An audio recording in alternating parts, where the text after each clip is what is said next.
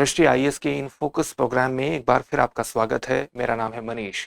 वर्ष 2023 में पूरे विश्व ने अंतरिक्ष के क्षेत्र में महत्वपूर्ण प्रगति की, जिसमें चंद्रयान 3 मिशन विशेष रूप से महत्वपूर्ण रहा, जिसने चंद्रमा के दक्षिणी ध्रुव पर पहली बार पहुंचकर अन्वेषण को अंजाम दिया।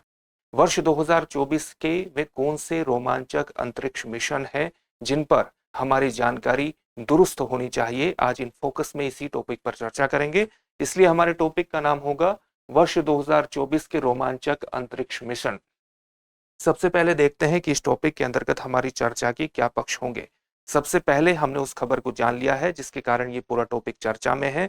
वर्ष 2023 खत्म होने को है और ऐसे में हमारे लिए जानना महत्वपूर्ण है कि वर्ष 2024 के वे कौन से अंतरिक्ष मिशन हो सकते हैं जो एग्जाम के लिहाज से आईएएस की न केवल प्रारंभिक परीक्षा के लिहाज से बल्कि मुख्य परीक्षा के लिहाज से भी हमारे लिए महत्वपूर्ण हो सकते हैं। इसीलिए आज हमने ये टॉपिक चुना है।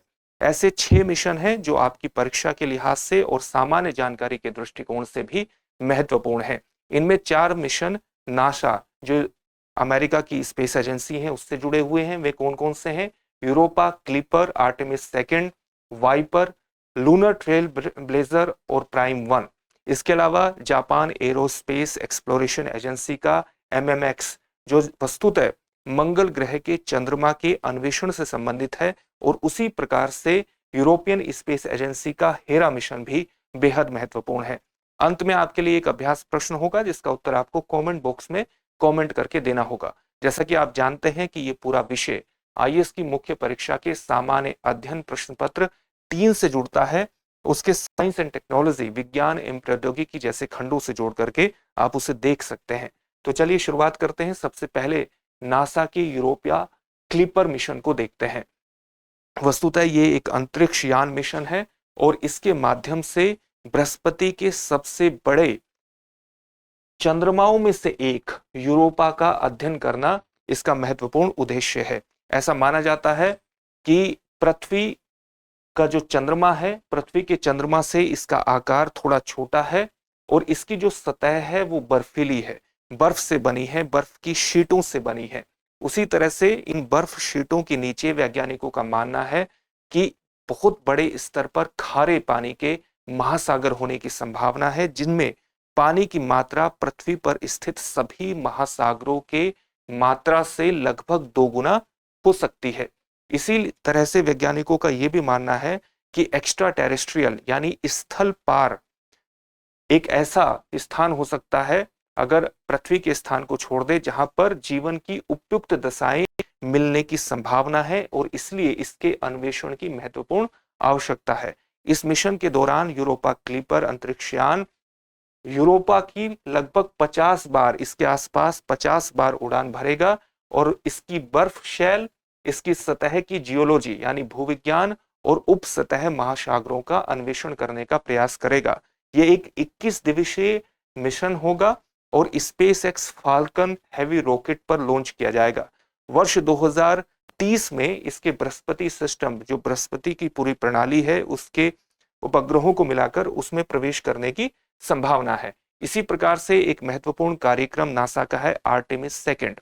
आर्टेमिस सेकंड इसलिए क्योंकि इससे पहले भी वर्ष 2022 में आर्टेमिस फर्स्ट मिशन को लॉन्च किया जा चुका है, जो वस्तुतः चंद्रमा के चारों ओर एक मानव रहित कैप्सूल था।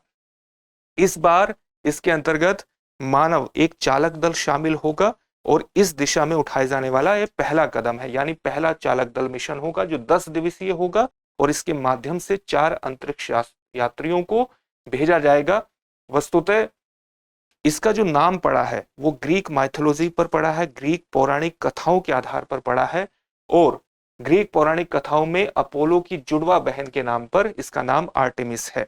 ये वस्तुतः 1972 के बाद चंद्रमा पर पहली बार मनुष्य को भेजने की तैयारी कर रहा है। यानी इसका जो एक्सप्लोरेशन होगा वो किस से संबंधित होगा? चंद्रमा से संबंधित होगा, और ये अंतरिक्ष में दीर्घकालिक और निरंतर उपस्थिति मनुष्य की बनाए रखने का प्रयास करेगा, ताकि भविष्य में मंगल जैसे ग्रहों पर भी मनुष्य को भेजा जा सके और उसके अन्वेषण की दिशा में महत्वपूर्ण कदम बढ़ाया जा सके।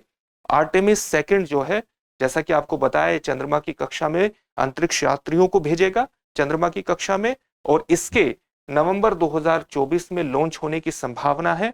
साथ ही एक संभावना यह भी है कि वर्ष 2025 तक इस मिशन की लंबाई खिंच सकती है।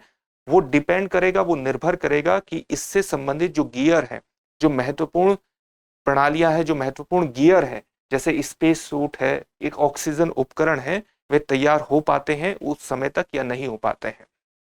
तो ये एक महत्वपूर्ण कार्यक्रम है नासा का। इसी तरह से एक महत्वपूर्ण कार्यक्रम, रोबोटिक कार्यक्रम है वाइपर। वाइपर एक रोवर है, ये भी एक नासा का मिशन है, और ये चंद्रमा के दक्षिणी ध्रुव पर पानी का सर्वेक्षण करेगा। वाइपर का जो फुल फॉर्म है वो है volatiles investigating polar exploration rover. तो पोलर एक्सप्लोरेशन क्यों है? क्योंकि ये चंद्रमा के दक्षिणी ध्रुव को एक्सप्लोर करेगा, उसका अन्वेषण करेगा। इन्वेस्टिगेशन किसका करेगा? वोलेटाइल्स का करेगा। वोलेटाइल्स क्या है? वे वस्तुतः इसको पूरा तैयार किया गया है, वाष्पशील पदार्थों की खोज के लिए डिजाइन किया गया है।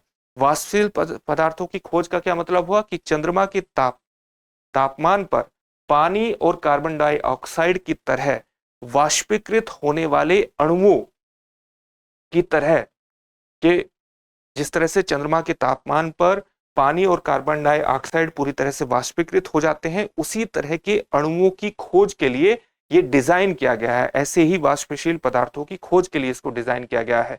ये वर्ष 2023 में लॉन्च होने वाला था, लेकिन इसके लैंडर सिस्टम पर अधिक परीक्षण की आवश्यकता पड़ी। इसके कारण वर्ष 2023 में लॉन्च नहीं हो पाया।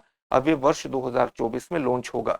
ये एक 100 दिवसीय मिशन है और ये निर्भर करेगा, क्योंकि चंद्रमा पर तापमान की बहुत विषम परिस्थितियां रहती हैं। वहां पर तापमान जहां 107 डिग्री सेल्सियस तक पहुंच जाता है, वहीं तापमान -240 डिग्री सेल्सियस तक गिर भी जाता है। इसलिए इन परिस्थितियों में नेविगेट करने के लिए विभिन्न तरह की प्रणालियों की आवश्यकता पड़ती है, गियर की आवश्यकता पड़ती है, जिन पर यह निर्भर रहेगा, जैसे बैटरी, हीट पाइप और रेडिएटर्स पर यह निर्भर होगा।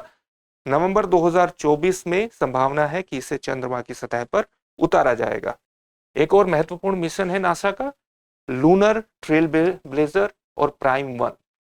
दरअसल नासा एजेंसी छोटे, कम लागत वाले और नवाचारी मिशनों में लगातार निवेश करने की सोच रही है, और इसी तरह से एक श्रेणी में उसने निवेश किया है, जिस श्रेणी का नाम है सिंपलेक्स, ताकि अपने मिशनों की लागत को प्रभावी बनाया जा सके और वे नवाचारी प्रकार के भी हों। इसी का महत्वपूर्ण उदाहरण है लूनर ट्रेल ब्लेजर, जो कि इसका मतलब क्या हुआ, कम लागत को कैसे सुनिश्चित किया जाएगा, क्योंकि इसको किसी और लॉन्च पैड पर टैग किया जा सकता है। ये इस प्रकार के मिशन है जिसे किसी अन्य महत्वपूर्ण मिशन के साथ टैग किया जा सकता है, और इस प्रकार से इसकी लागत को कम किया जा सकता है। तो इसका महत्वपूर्ण उदाहरण क्या हुआ सिंपलेक्स का? Lunar trail blazer. ये क्या करेगा? ये चंद्रमा पर पानी की तलाश करेगा। वाइपर क्या करेगा? चंद्रमा की सतह पर उतरेगा, और ये क्या करेगा? ये चंद्रमा पर पानी की तलाश करेगा। लूनर ट्रेल ब्लेजर, ये ट्रेल ब्लेजर चंद्रमा की परिक्रमा करेगा और चंद्रमा के तापमान को मापने के साथ साथ पानी के अणुओं के स्थान का एक मानचित्रण भी तैयार करने की कोशिश करेगा।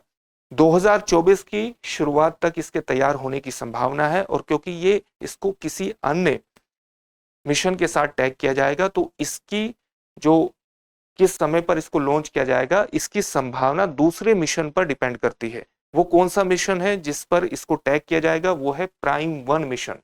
प्राइम 1 मिशन ही लूनर ट्रेल ब्लेजर की सवारी होगा, और प्राइम 1 मिशन वस्तुतः चंद्रमा पर खुदाई करेगा, ड्रिल करेगा, और इस ड्रिल का ही प्रयोग वाइपर द्वारा किया जाएगा। वाइपर को चंद्रमा की सतह पर उतारेगा। अभी दिखाया गया कि किस प्रकार से वो एक रोवर मिशन है, एक रोबोटिक मिशन है, गोल्फ कार्ट के आकार का एक छोटा सा रोबोट है, और प्राइम 1 मिशन द्वारा जिस प्रकार से चंद्रमा पर खुदाई की जाएगी, उसी का उपयोग वाइपर द्वारा किया जाएगा। और वहीं ट्रेल ब्लेजर चंद्रमा की परिक्रमा करके चंद्रमा के तापमान को मापेगा। ये महत्वपूर्ण अंतर है जिन पर आपको ध्यान देने की आवश्यकता है, और चंद्रमा पर पानी की तलाश करना इसका महत्वपूर्ण उद्देश्य है ट्रेल ब्लेजर का। तो लूनर ट्रेल ब्लेजर, प्राइम 1 और एक तरह से वाइपर मिशन आपस में अंतर संबंधित भी हैं, आप ये भी कह सकते हैं।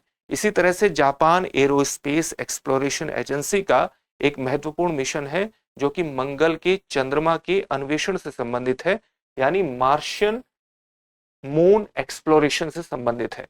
मंगल ग्रह के चंद्रमा फोबोस और डिमोस का अध्ययन करने के लिए इसको लॉन्च किया जाएगा। लॉन्च सितंबर 2024 में किया जाएगा और ये एक प्रकार का रोबोटिक मिशन होगा जिसका महत्वपूर्ण उद्देश्य है मंगल चंद्रमाओं की उत्पत्ति का निर्धारण करना।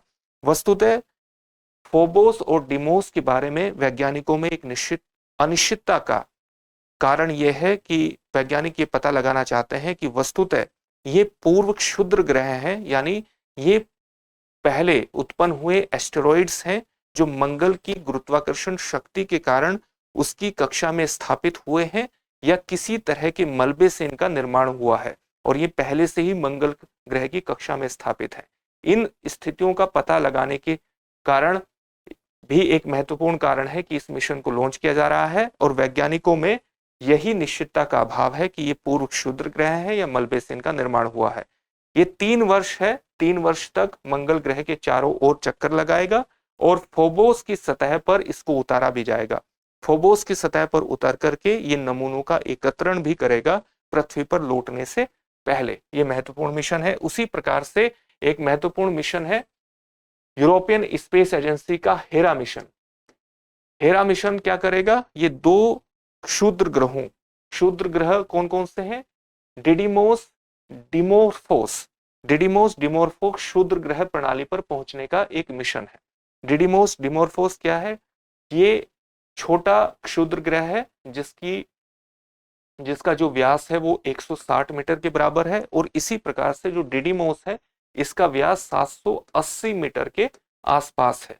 डिडिमोस की कक्षा में चारों तरफ डिमोर्फोस चक्कर लगाता है। वैज्ञानिकों ने एक महत्वपूर्ण तकनीक का परीक्षण करने के लिए एक मिशन लॉन्च किया था नासा ने, डार्ट मिशन। डार्ट का फुल फॉर्म क्या हुआ? डार्ट का फुल फॉर्म हुआ double asteroid redirection test mission. इसका महत्वपूर्ण उद्देश्य क्या था? इसका महत्वपूर्ण उद्देश्य यह था कि गतिज, किसी वस्तु में उसकी गति के कारण निहित ऊर्जा को गतिज ऊर्जा के नाम से जाना जाता है और इस गतिज ऊर्जा के कारण जो प्रभाव पैदा होता है उसे गतिज प्रभाव कहते हैं। तो किसी भी इस प्रभाव का इस्तेमाल करके किसी भी पिंड की डायरेक्शन में, उसकी दिशा में परिवर्तन लाना या उसको तोड़ देना, उसको कहते हैं गतिज प्रभाव तकनीक। तो डार्ट के माध्यम से डिमोर्फोस पर इतना तकड़ा प्रहार किया गया कि इसने अपनी डिडिमोस के आसपास जो इसकी कक्षा थी उसकी कक्षा में परिवर्तन हो गया। यह परीक्षण इसलिए किया गया ताकि भविष्य में पृथ्वी के सामने अगर कोई ऐसी स्थिति आती है कि कोई भी खतरनाक वस्तु पृथ्वी की तरफ बढ़ती है तो उसकी गति में, उसकी दिशा में परिवर्तन करने के लिए, ताकि वो पृथ्वी से न टकराए, उसके लिए महत्वपूर्ण परीक्षण था और इस परीक्षण को अंजाम दिया गया था डार्ट मिशन के माध्यम से 2022 में। तो इसको परीक्षण के माध्यम से अंजाम दिया गया था, लेकिन हेरा मिशन वस्तुतः क्षुद्र ग्रह के भौतिक गुणों के अध्ययन के लिए जाएगा और अक्टूबर 2024 में इसको लॉन्च किया जाएगा। इसके डिडिमोस और डिमोर्फोस पर पहुंचने की संभावना 2026 में है। तो ये कुछ महत्वपूर्ण मिशन थे, 6 महत्वपूर्ण मिशन जो वर्ष 2024 में जिनको अंजाम दिया जाएगा और अंतरिक्ष अन्वेषण के क्षेत्र में महत्वपूर्ण गति को ये स्थापित करेंगे। अंत में एक प्रश्न देख लेते हैं। प्रश्न क्या है? यूरोपा किस ग्रह का चंद्रमा है? आपके ऑप्शंस हैं शुक्र, शनि, बृहस्पति या उपर्युक्त में से कोई नहीं। इस प्रश्न का उत्तर आप हमें कमेंट बॉक्स में कमेंट करके जरूर दीजिए। फिर से एक नए सेशन में आपसे मुलाकात होगी। धन्यवाद।